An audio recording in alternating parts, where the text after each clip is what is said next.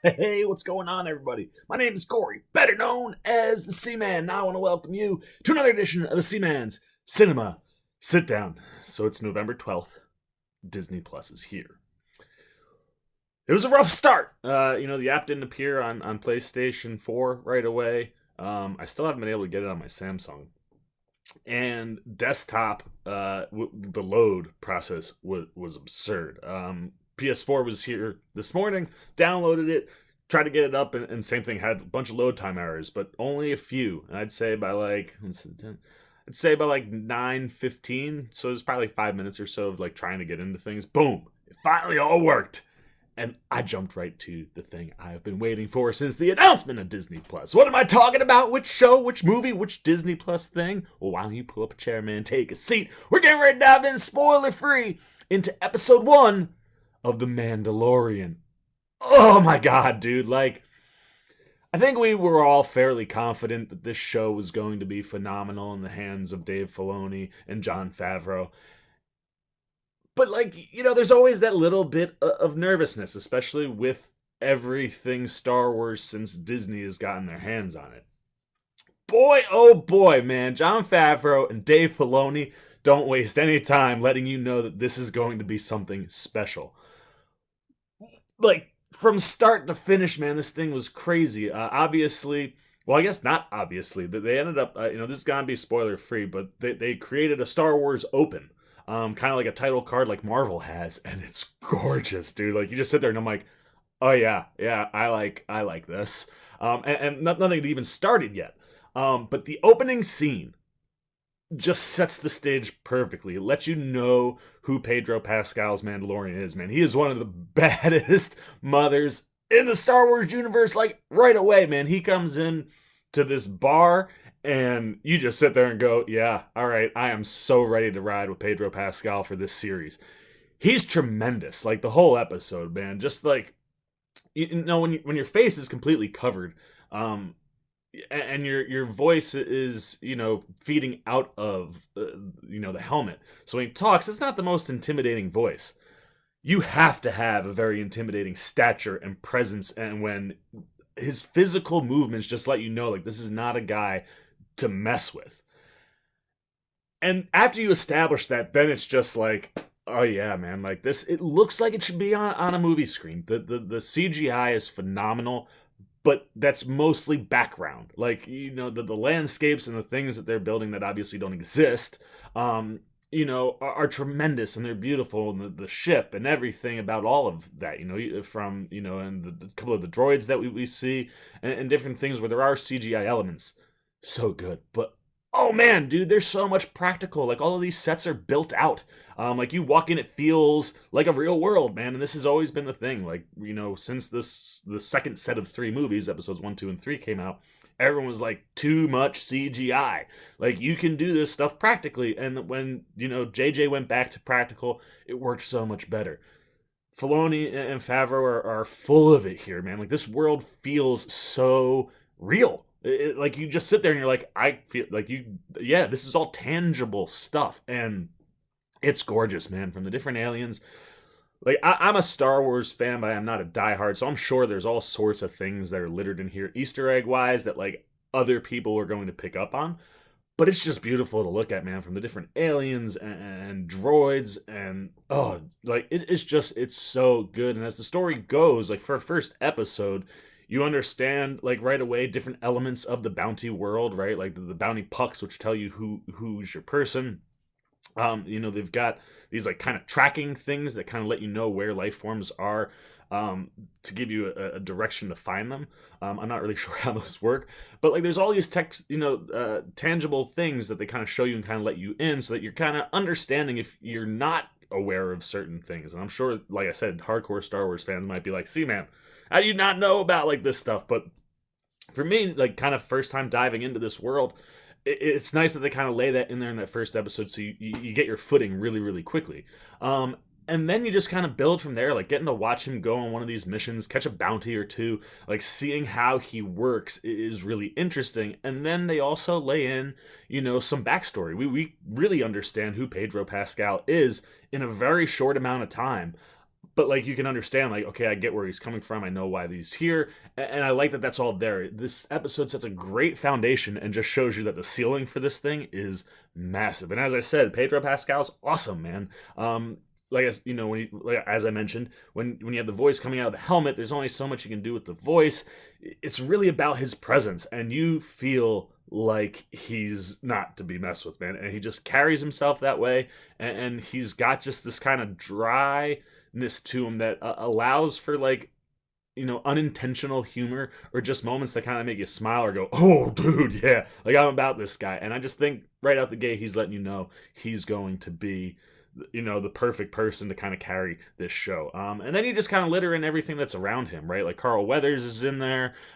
We see we sort of see Nick Nolte. And even Taika Waititi makes an appearance in what might be the best droid we've seen added into the Star Wars universe since Rogue One, which has really kind of been the only Disney thing that's worked really, really well, I'd say, until this. And the IG-11 is a bounty droid. We saw him in the trailers where, he kind of spins around, and shooting like crazy. Wow, man. Like, he's so good where it's like, oh, I hope we get to hang around with some IG-11s throughout the course of the show, because obviously the Mandalorian's not pairing up with them, but like I hope we get to utilize that droid more than once because he's a lot of fun to be around. Just like the way he moves and the way his action is done, and same thing, very, very dry droid like, but it creates this really interesting chemistry and humor between him and the Mandalorian. So like the cast is really, really solid, and the action is fantastic. There's a couple different action sequences throughout this. And like I said, the start of the episode, boom, big time bang. The end of the episode, boom, big time bang. Phenomenal way to close. This thing is bookended by two pieces of action where you're just like, I know what we're getting into now. Like, I know what to look forward to. I am getting so excited. And then you get to the credits, and they do this awesome thing where while the credits are rolling, they're laying in like these art pieces of different scenes or things from the episode you just watched. And they're beautiful, man. Like the way they're done, I can't like describe it like real well, but they're kind of textury. And it's just beautiful. Like you just see them, and they're like these portraits of different scenes or sequences from the episode. And one episode into The Mandalorian, and I would say already it's one of the best things, if not the best thing, to come out of Disney since Star Wars got their hands on it.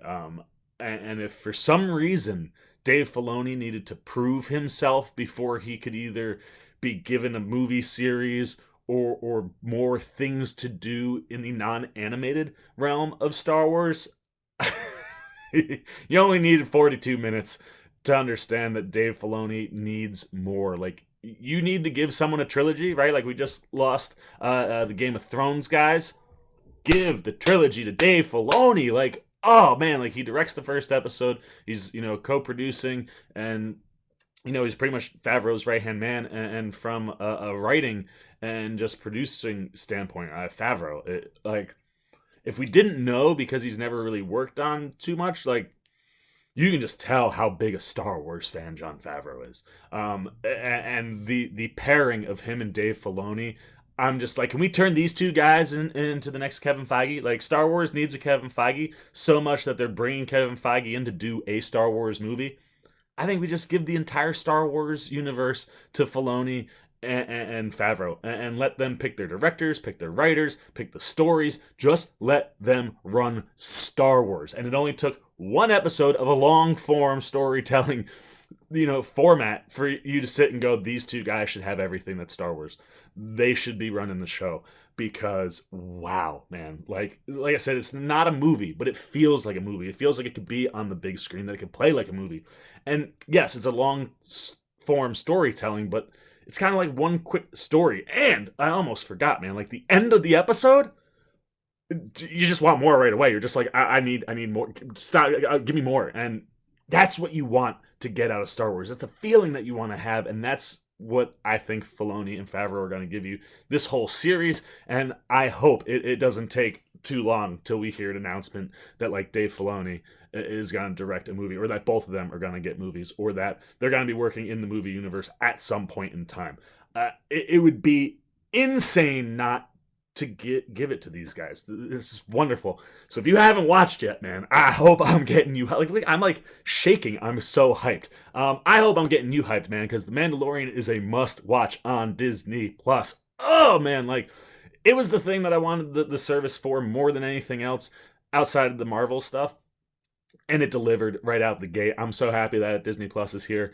I am forgiving you for all of the. It was great. The tweet came out and said that one of the things that played into the technical problems that they were having last night and into this morning was that they were not prepared for the amount of traffic and their extremely high expectations. Like they thought it was going to be an insane amount of people, and it was even more than what they expected. And you know what? I'm gonna forgive you for all that because I got to watch an episode before I got to go into work today, and it was phenomenal. So there you go, man. Those are all the Seaman's non-spoiler, very excited thoughts about The Mandalorian, dude. This is something I just can't wait to see where it goes, what it does, and what, like, Star Wars elements they're building. Because they're building things that should have impact outside of The Mandalorian. And that's fascinating and exciting. So that's everything I'm thinking. Now I want to know what you're thinking. If you haven't watched The Mandalorian, if you haven't had a chance to pull up anything, Disney Plus has only been going for a little under 12 hours. Let me know what if The Mandalorian is something you want to watch. If you were interested, if you've been excited, if now hearing me talk you're even more excited, or if you're still skeptical until you're going to see it. And if you did watch it, what'd you think? Like, was it everything you wanted? Did it reach your expectations? Did it surpass your expectations? I had pretty high expectations. I think they passed mine. So let me know everything you're thinking about The Mandalorian, and what you're, hoping to see as we go forward, both in the show and Disney Plus altogether. So there you go, man. You leave all that down in the comments. As always, if you enjoyed this video, please give me a thumbs up. And if you do, you want to come hang out with the old Seaman? You want to know every time we're talking The Mandalorian? Because I'm doing one of these every week, that's for sure. Go hit that subscribe button and the little bell that follows so you get alerts every time I make a new video. For the Seaman's Cinema Sit Down, I am the Seaman. I am signing off. Time to go watch some more Disney Plus. Peace. Well, I'll be. You guys are still here. You must be looking for some more content. Well, don't worry. Seaman's got you covered, man. You got videos like this guy and this guy. And if you haven't yet, and you want to come check out all the Seaman goodies, join the Cinema Sit Down squad, man. Hit that subscribe button. And don't forget to hit the little bell down below that, too, so you can get alerts every time I make new videos.